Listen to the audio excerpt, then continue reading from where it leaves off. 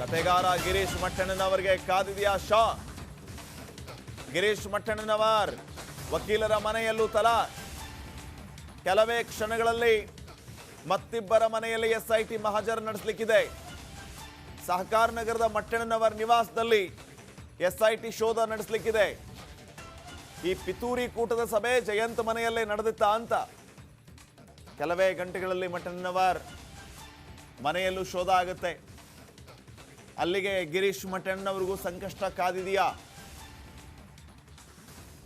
SIT ಚಿನ್ನಯ್ಯನ ವಿಚಾರಣೆಗೆ ಒಳಪಡಿಸಿದ ಟೈಮ್ನಲ್ಲಿ ಇವೆಲ್ಲವೂ ಕೂಡ ಈಗ ಆಚೆ ಬಂದಿದೆ.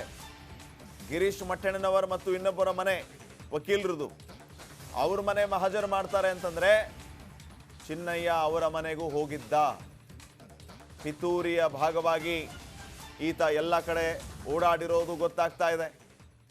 ಅಲ್ಲಿಗೆ ಗಿರೀಶ್ ಮಟ್ಟಣ್ಣನವರ್ ಸಂಕಷ್ಟ ಕಾದಿದೆಯಾ? ಮತ್ತೊಂದು ಕಡೆ ಆ ವಕೀಲ ಯಾರು ಅಂತ, ಆ ವಕೀಲರು ಜಡ್ಜ್ ಮುಂದೆ ಈ 164 ಸ್ಟೇಟ್ಮೆಂಟ್ ರೆಕಾರ್ಡ್ ಮಾಡೋದು ಹೇಗೆ, ಏನು ಹೇಳಬೇಕು, ಹೆಂಗೆ ಎತ್ತ, ಇವೆಲ್ಲವನ್ನೂ ಕೂಡ ಆತನಿಗೆ ತರಬೇತಿ ಕೊಟ್ಟು ಕಳಿಸಿದ್ರಂತೆ, ಟ್ರೈನ್ ಮಾಡಿದ್ರಂತೆ, ಹಿಂಗೆ ಮಾತಾಡಬೇಕು, ಹಿಂಗೆ ಹೇಳಬೇಕು ಅಂತ. ಇದನ್ನ ಚಿನ್ನಯ್ಯ ಹೇಳಿದಾನೆ. ಹಿಂಗಾಗಿ ಧರ್ಮಸ್ಥಳದಿಂದ ನೇರವಾಗಿ ಚಿನ್ನಯ್ಯನನ್ನ ಇಲ್ಲಿಗೆ ಕರ್ಕೊಂಡು ಬಂದಿರೋದು.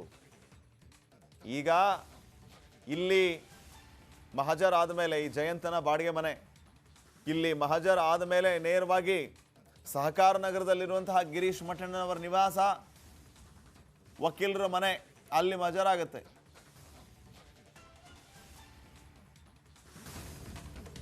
ಈ ಬಗ್ಗೆ ಇನ್ನಷ್ಟು ಮಾಹಿತಿಯನ್ನು ಕೊಡ್ತಾರೆ ಪ್ರತಿನಿಧಿ ಮಾದೇಶ್. ಈಗ ನೇರ ಸಂಪರ್ಕದಲ್ಲಿ ಜಾಯ್ನ್ ಆಗಿದ್ದಾರೆ. ಮಾದೇಶ್, ಏನ್ ನಡೀತಾ ಇದೆ ಸದ್ಯಕ್ಕೆ, ಏನ್ ಅಪ್ಡೇಟ್ಸ್ ಕೊಡ್ತೀರಿ?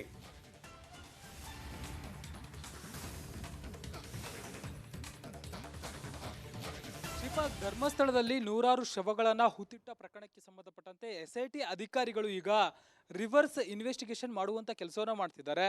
ತನಿಖೆ ವೇಳೆ ಈತ ಅಂದ್ರೆ ಮಾಸ್ಕ್ ಮ್ಯಾನ್ ಚಿನ್ನಯ್ಯ ಏನ್ ಬಂದಿರ್ತಾನೆ, ಆತ ಹೇಳಿದ್ದಂತ ವಿಚಾರಗಳು ಎಲ್ಲ ಒಂದ್ ಕಡೆ ಸುಳ್ಳಿದೆ ಅನ್ನೋದ್ರ ಜೊತೆಗೆ ಚಿನ್ನಯ್ಯನೇ ನೀಡಿರುವಂತ ಹೇಳಿಕೆಗಳು ಜೊತೆಗೆ ಇದೊಂದು ಷಡ್ಯಂತ್ರ ಅನ್ನುವಂತ ತಪ್ಪನ್ನ ಒಪ್ಪಿಕೊಂಡ ಮೇಲೆ ಈಗ ಕೇಸ್ ಕಂಪ್ಲೀಟ್ ಆಗಿ ಬೇರೆ ರೀತಿಯಲ್ಲೇ ಇನ್ವೆಸ್ಟಿಗೇಷನ್ ಮಾಡುವಂತ ಕೆಲಸವನ್ನ ಮಾಡ್ತಿದ್ದಾರೆ. ಸುಳ್ಳು ದಾಖಲೆಗಳನ್ನ ಕ್ರಿಯೇಟ್ ಮಾಡಿರುವಂತ ಆರೋಪ ಆಗಿರ್ಬೋದು, ಸುಳ್ಳು ಸಾಕ್ಷ್ಯಗಳನ್ನ ತಂದಿರುವಂತ ಆರೋಪಗಳಾಗಿರ್ಬೋದು, ಫೋರ್ಜರಿ ಮಾಡಿರುವಂತ ಆರೋಪಗಳಾಗಿರ್ಬೋದು, ಮತ್ತೆ ಷಡ್ಯಂತ್ರ ಮಾಡಿರುವಂತ ಆರೋಪದ ಹಿನ್ನೆಲೆಯಲ್ಲಿ ಈಗ ಎಸ್ಐಟಿ ಅಧಿಕಾರಿಗಳು ತನಿಖೆ ಮಾಡುವಂತ ಕೆಲಸವನ್ನ ಮಾಡ್ತಿದ್ದಾರೆ.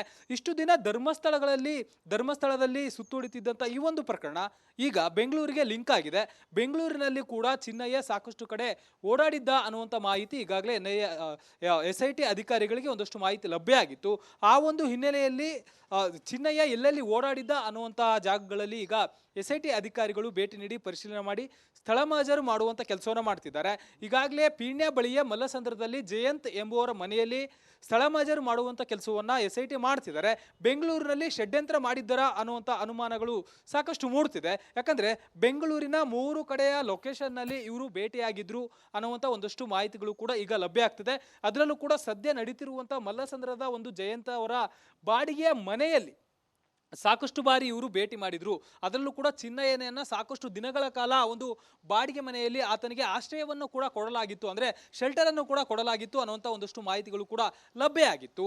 ಅದರ ಜೊತೆಗೆ ಕೊಡಿಗೆಹಳ್ಳಿ ಪೊಲೀಸ್ ಠಾಣಾ ವ್ಯಾಪ್ತಿಯಲ್ಲಿ ಬರುವಂತಹ ಸಹಕಾರ ನಗರದ ಕೆನರಾ ಬ್ಯಾಂಕ್ ಲೇಔಟ್ ಏನಿದೆ, ಅಲ್ಲಿರುವಂತಹ ಗಿರೀಶ್ ಮಟ್ಟಣ್ಣನವರ ಅವರ ಮನೆಯಲ್ಲೂ ಕೂಡ ಬಂದಿರಬಹುದು ಅನ್ನುವಂಥ ಒಂದಷ್ಟು ವಿಚಾರಗಳಿದೆ. ಜೊತೆಗೆ ಇಲ್ಲೂ ಕೂಡ ಒಂದಷ್ಟು ಚರ್ಚೆಗಳು ಕೂಡ ಆಗಿರ್ಬೋದು, ಇಲ್ಲೂ ಕೂಡ ಒಂದಷ್ಟು ಪ್ಲಾನಿಂಗ್ ಮಾಡಿರ್ಬೋದು ಅನ್ನುವಂಥ ಶಂಕೆಯಲ್ಲಿ ಗಿರೀಶ್ ಮಟ್ಟಣ್ಣನವರ ಅವರ ಮನೆಗೆ ಕೂಡ ಬಂದು ಎಸ್ಐಟಿ ಅಧಿಕಾರಿಗಳು ಭೇಟಿ ಮಾಡುವಂತ ಸಾಧ್ಯತೆ ಇದೆ. ಸದ್ಯಕ್ಕೆ ನಾನು ಗಿರೀಶ್ ಮಟ್ಟಣ್ಣನವರ ಅವರ ಮನೆ ಬಳಿ ಇದ್ದೀನಿ.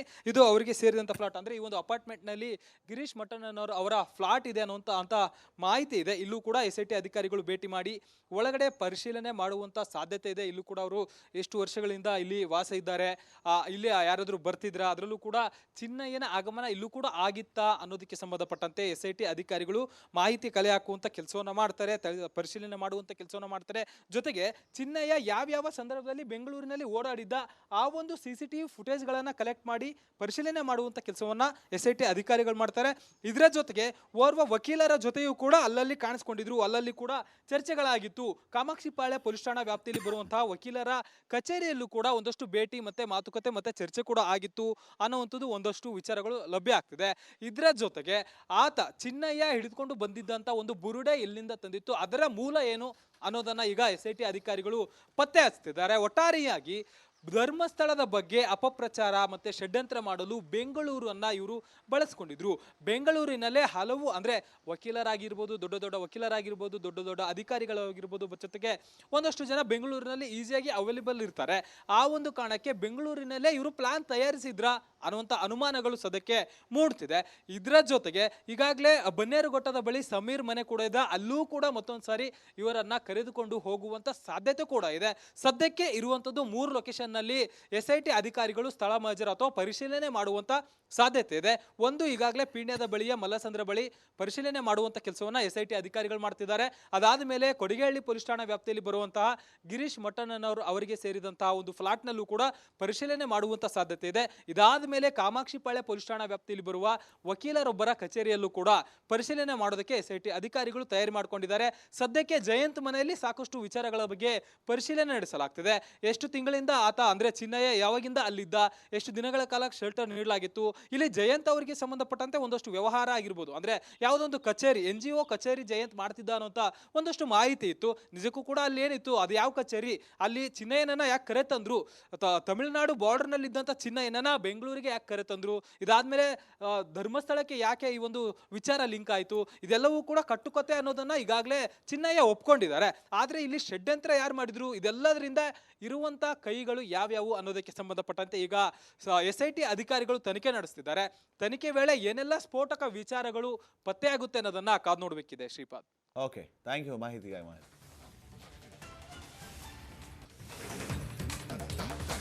ಕತೆಗಾರ ಗಿರೀಶ್ ಮಟ್ಟಣ್ಣನವರಿಗೆ ಕಾದಿದೆಯಾ ಶಾ? ಗಿರೀಶ್ ಮಟ್ಟಣ್ಣನವರ್ ವಕೀಲರ ಮನೆಯಲ್ಲೂ ತಲಾಶ್. ಕೆಲವೇ ಕ್ಷಣಗಳಲ್ಲಿ ಮತ್ತಿಬ್ಬರ ಮನೆಯಲ್ಲಿ SIT ಮಹಜರ್ ನಡೆಸಲಿಕ್ಕಿದೆ. ಸಹಕಾರ ನಗರದ ಮಟ್ಟಣ್ಣನವರ್ ನಿವಾಸದಲ್ಲಿ SIT ಶೋಧ ನಡೆಸಲಿಕ್ಕಿದೆ. ಈ ಪಿತೂರಿ ಕೂಟದ ಸಭೆ ಜಯಂತ್ ಮನೆಯಲ್ಲೇ ನಡೆದಿತ್ತ ಅಂತ ಕೆಲವೇ ಗಂಟೆಗಳಲ್ಲಿ ಮಟ್ಟಣ್ಣನವರ್ ಮನೆಯಲ್ಲೂ ಶೋಧ ಆಗುತ್ತೆ. ಅಲ್ಲಿಗೆ ಗಿರೀಶ್ ಮಟ್ಟಣ್ಣನವರಿಗೂ ಸಂಕಷ್ಟ ಕಾದಿದೆಯಾ? SIT ಚಿನ್ನಯ್ಯನ ವಿಚಾರಣೆಗೆ ಒಳಪಡಿಸಿದ ಟೈಮ್ನಲ್ಲಿ ಇವೆಲ್ಲವೂ ಕೂಡ ಈಗ ಆಚೆ ಬಂದಿದೆ. ಗಿರೀಶ್ ಮಟ್ಟಣ್ಣನವರ್ ಮತ್ತು ಇನ್ನೊಬ್ಬರ ಮನೆ ವಕೀಲರದು, ಅವ್ರ ಮನೆ ಮಹಜರು ಮಾಡ್ತಾರೆ ಅಂತಂದ್ರೆ ಚಿನ್ನಯ್ಯ ಅವರ ಮನೆಗೂ ಹೋಗಿದ್ದ. ಪಿತೂರಿಯ ಭಾಗವಾಗಿ ಈತ ಎಲ್ಲ ಕಡೆ ಓಡಾಡಿರೋದು ಗೊತ್ತಾಗ್ತಾ ಇದೆ. ಅಲ್ಲಿಗೆ ಗಿರೀಶ್ ಮಟ್ಟಣ್ಣನವರ್ ಸಂಕಷ್ಟ ಕಾದಿದೆಯಾ? ಮತ್ತೊಂದು ಕಡೆ ಆ ವಕೀಲ ಯಾರು ಅಂತ, ಆ ವಕೀಲರು ಜಡ್ಜ್ ಮುಂದೆ ಈ 164 ಸ್ಟೇಟ್ಮೆಂಟ್ ರೆಕಾರ್ಡ್ ಮಾಡೋದು ಹೇಗೆ, ಏನು ಹೇಳಬೇಕು, ಹೆಂಗೆ ಎತ್ತ, ಇವೆಲ್ಲವನ್ನೂ ಕೂಡ ಆತನಿಗೆ ತರಬೇತಿ ಕೊಟ್ಟು ಕಳಿಸಿದ್ರಂತೆ, ಟ್ರೈನ್ ಮಾಡಿದ್ರಂತೆ, ಹಿಂಗೆ ಮಾತಾಡಬೇಕು, ಹಿಂಗೆ ಹೇಳಬೇಕು ಅಂತ.